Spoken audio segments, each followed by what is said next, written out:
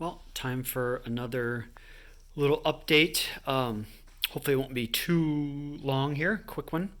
Um, I got the taillights done. Unfortunately, it's snowing outside right now, so I can't really open the door and go around to the back. But I did get those newer 1314 GT500 style taillights in. Still dealing with a weird thing when I hook the battery up, the taillights come on and never seem to go off. But I did end up buying a brand new factory one.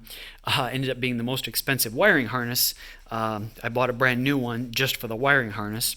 But so the world's most expensive wiring harness. But when I plugged that one in, it did the exact same thing. So I know my wiring, I think, is right because that one did it too. I'm thinking it's because I don't have the front fascia on and the front lights and blinkers and stuff on, and therefore it's like trying to tell me that. I hope. But the turn signals work left, right. They blink fast. But again, I think that's because I don't have the front stuff hooked up. The hazards work. Brake lights I can't tell because the lights are on. So hopefully once I get the ABS system bled and some other little stuff done, I can test it and hopefully they work. But the blinkers work and the hazards work. So I think I'm on the right track with those. So I got that taken care of. Unfortunately, as you can see, I had to take a couple things out. I was working on using a system I saw VMP use so that you didn't really have to burp like the supercharger reservoir and like the radiator.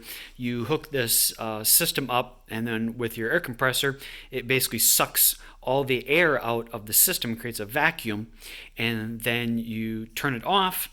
You turn the little valve off so it holds it, disconnect that piece, and then hook up a hose that you stick into your antifreeze. And then when you open the valve back up, of course, since it was a vacuum, it sucks all of your antifreeze or liquid, whatever you're doing. It might even work on brakes, although I didn't think to do that when I hooked my brakes up. But so it sucks it all out, and then in theory you don't have to burp the system because you created a vacuum and there was no air in the system. However, in the process of doing that, I found a couple issues. The hose that is right there that runs from the reservoir to the pump and down to the heat exchanger. When I was creating that, it would create the vacuum, but it wouldn't hold the vacuum. It would slowly leak back down. I checked all the clamps. I checked everything. Everything looked like it was okay. So I couldn't really figure it out. So I went ahead and put some antifreeze in, and then it actually started leaking out right there by that. So that hose was from the GT500 from the accident. That piece on the pump there got busted off, but the piece was in the hose, and I didn't see any visible cracks or tears in the hose, so I thought it was okay. Turns out there was just a tiny little hairline crack in it, not really visible to see, but it was seeping out. So I had to get a new hose ordered, and I guess there was only one the Ford dealership said in the whole country, or that his computer was hooked up to. So I have that coming. Super expensive though for that little piece of hose there with some connectors on it, or with some 4 outlets on it. Was $350 if you'd believe that, just for that one hose. Ridiculous, but got to have it, so got it coming. And then when I went to do the radiator, the end, the hose at the bottom there that hooks into the bottom of the outlet for the radiator, I knew the size of the outlet was a little bit smaller than the hose, but I thought that the clamp around it would be enough to create a seal and keep it, but it unfortunately was not. That wouldn't hold any vacuum, and as soon as I started putting antifreeze in, it started leaking out from around that. So I had to pull all this stuff off, the hoses and everything, and pull the radiator out, and took that over to Dan at DCA for him to cut off that outlet from the radiator and put a bigger one on there. That radiator was supposed to be for all what was it, 5 to 14 Mustangs. I guess that didn't include the GT500. It said all. I assumed it did, but I guess not. So he's doing that.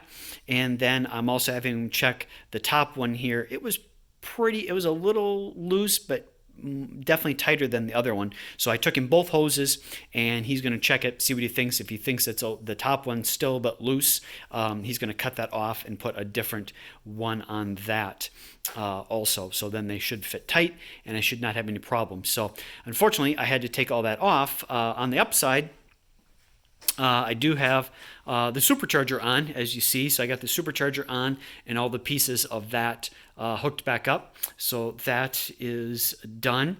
I also figured out what was going on with a little help from VMP with my fuel gauge. Every time I would turn the car on, I would get fuel pressure, so I knew I had that stuff hooked up right, but yet the gauge was reading E, and I did put another 5 gallons in there, thinking, well, maybe it was just super low and I was having problems reading it, but I knew there should have been at least 2 or 3 gallons in there already, so I put another 5 in, so there should have been, 7 to 8 probably at least in there, and still nothing. So with their help, I figured out the wiring. They said that they confirmed that you didn't need, for the wires that come out for the float, there's no positive or negative or nothing like that. It just goes through a resistor, they said, so it doesn't matter what you hook those up on. So I did go ahead and I was testing. I took my ohm meter and or my little meter reader, and I was testing that out, and in front of the wires I was getting readings with my meter, but after one of the connectors I had in there, I wasn't getting anything. So there was either a bad connector or one of the butt wires was, the butt connectors I used, I didn't get it quite right, or it was bad or something like that. So I went ahead and cut that out, and I don't know why I had 2 connectors in there for some reason, but so I got rid of the one and then just used the connector from VMP and spliced that into the wires, and then I was getting power. So after I tested it before I put the connectors on, and I was getting power, so I knew I was good there. So I put that back together and hooked it up, and now when I turn the key on, it shows I have a little over half a tank, 2/3 of a tank. So that is working. So since that was working, as you can see, I went ahead and put the seat back in, so it looks more like a back seat of a car now. However, getting a little long here, sorry, a little bit longer than I thought, but I didn't do one the other week, so I'm trying to catch up on a couple things.